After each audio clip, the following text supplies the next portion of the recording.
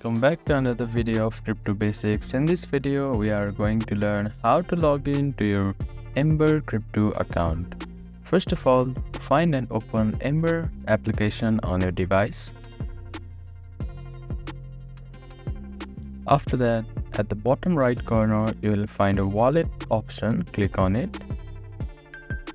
After that, click on login link. If you have not created an account, you can type in your information here and click on accept and continue button to create a new account. After that, type in your username and password associated with your Ember crypto account. After typing in your information, you can click on login button to log into your Ember crypto account.